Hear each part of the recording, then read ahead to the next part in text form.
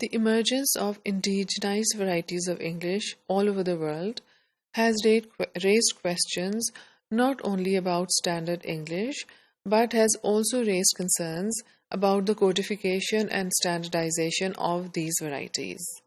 We have 2 points of view when it comes to codification of the new varieties.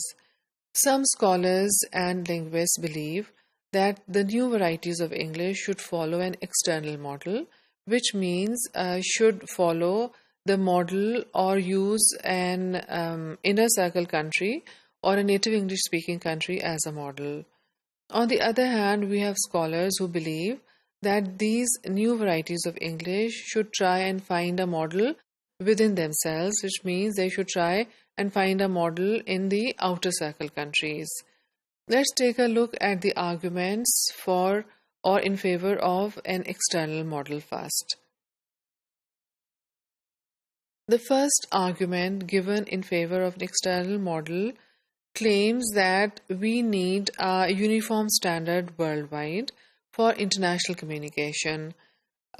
For global communication, if people who come from different countries and different socio-cultural backgrounds use their own variety of English, the intelligibility will be affected and communication will become difficult. So if we have these multiple norms, each speaker from one region using their own variety of English and following their own norms which are different from another speaker who comes from another region and follows the norms of their own variety of English, this can cause a lot of difficulty in mutual intelligibility. And this may also lead to the disintegration of English into many different varieties and ultimately many different languages. So, to ensure communication globally on international forums, it is important that all the people who participate in these forums use a unified standard, and therefore using external model is more suitable for outer circle Englishes. Another reason which is given in favor of the use of external model is that the political leadership, which means presidents, prime ministers, ministers, etc., in the outer circle countries also favor following an external model and believe that following an internal model is equal to following a non-standard English. Another argument which is given in favor of an external model is that these external models are sufficient. There's no need to do any further research or any further work on determining rules and describing grammars, etc. They say that these Englishes or the external Englishes used in the inner circle countries are already based on extensive research. They have been codified after a lot of hard work, after a lot of research, etc.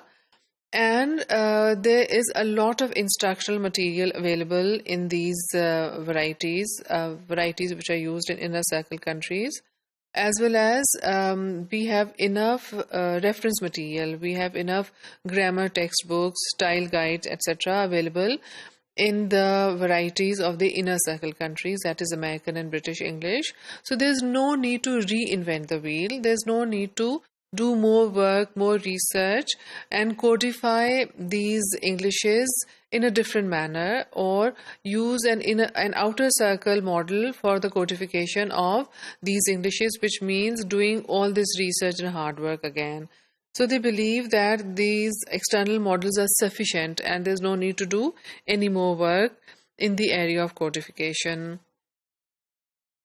Another reason which is given in favor of external models and in support of the sufficiency of these models is that the educated English used in the outer and expanding circle countries is very close to standard British and American English. And not only that, in the outer circle countries, the use of English is restricted to certain purposes are restricted to certain domains only. So when the use is restricted and we already have enough material available, and also when the English which is used by the educated people in these countries is already as close to standard English as possible, then there's no need to codify them anew or codify them all over again. The existing models of native English are enough to serve the purpose of providing models for the codification of new varieties of English. Also, it is believed that English and American and British culture are inseparable. So even if you try to create new English in its new socio-cultural context, you cannot successfully or completely disintegrate English from its British or American culture. One example is whenever there's an innovation or creativity produced by the speakers of the inner circle countries, it is readily accepted, and it readily makes its way to dictionaries and other reference books. Whereas when creativity is when we see creativity made by outer circle countries, speakers of outer circle countries, it either is completely rejected by the speakers all over the world, not only by native English speakers, but also by non-native English speakers. And when it is accepted after a very long time. And majority of the innovations are rejected. The creativity which the outer circle English speakers show is rejected, and only some are accepted and included in dictionaries and grammar reference books. In terms of literature, the literature produced in English in the outer circle countries is considered secondary to the literature produced by the inner circle countries. Although we have great literary writers in outer and expanding circle countries, in both in Africa, Asia, etc., the literature produced by these writers is considered secondary to the literature which is produced by speakers of English in the inner circle countries. And it is British and American literature which determine the literary standards, which are considered literary canons. So if the literary canons are not going to be changed, and it will continue to be believed that British American culture cannot be separated from English, and their creative innovations will be more readily accepted, then creating a new model or using a new model from the inner circle countries for codification of new varieties is considered redundant or is considered a useless effort.